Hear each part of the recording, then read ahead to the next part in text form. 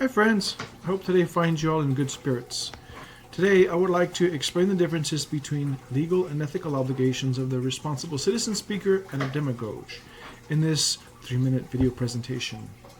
So the first thing I would like to discuss with y'all is ask the question, what is a citizen?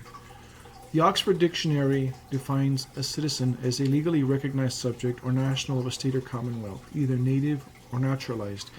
It could also be an inhabitant of a particular town or city. So if you're from Houston, Texas, you are a citizen of Houston, Texas. If you're from San Antonio, Texas, you're a citizen of San Antonio, and Austin and Dallas and El Paso and so on and so forth.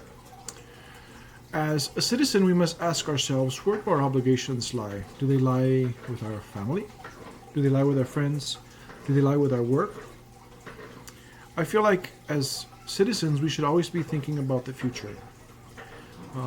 When we think about the future, we think about our children, we think about our grandchildren, we think about, maybe the younger generations of people that are going to be coming forth, and they're going to be needing our help as time progresses in becoming better people, better citizens. So we need to identify sacrifices that need to be made. What can I give up today to make tomorrow better? One of the things that we can do to become better citizens is be involved in civic engagement. That means talking to people, understanding the world around you and how to integrate with them. It also means communicating your needs. When we communicate our needs, we are identifying truths about ourselves, our family, and our community. We have an obligation to share what's in our minds and our hearts, share ideas and thoughts that are essential.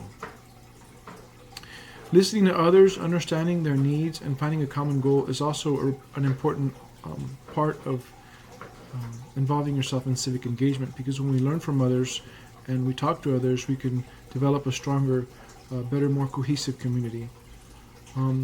Civic engagement also means actively involving in public affairs by keeping up with news, discussing issues with citizens, and volunteering. One of the most important things you can do is volunteer your time, because when you volunteer your time, it puts you in a position to know and experience the needs and challenges of those in your community. It also allows you to empathize with them and experience life in a new way.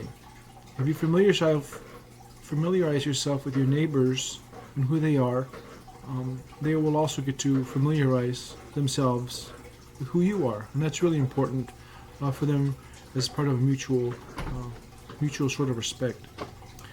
A citizen speaker also has an obligation to tell the truth and be honest about what they see.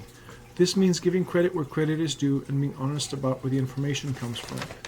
Citizen speakers also have a legal obligation to understand the limits of the First Amendment. This means we can't slander, threaten others, or incite a mob to violence. Would it be responsible for somebody who is engaged in civic affairs to incite mob violence? No, it wouldn't be. In fact, we often find that those people who engage themselves in civic violence take the role of a demagogue. In our book, Public Speaking and Civic Engagement, it defines a demagogue as deceptive or manipulative speech, relying on charisma and appealing to darker, undeveloped emotions. Using fear and scare tactics are all tools employed by a demagogue. They use insecurity as a means to manipulate people and control opinion, often for some sort of personal gain. They make idealistic promises that appeal to emotions and are not based in fact. We need to be really careful when listening to a demagogue and recognizing them for who they are and questioning their motives and intent. Thank you all very much for listening to my presentation. I hope you all have a pleasant evening and a great day. Thank you. Thank you.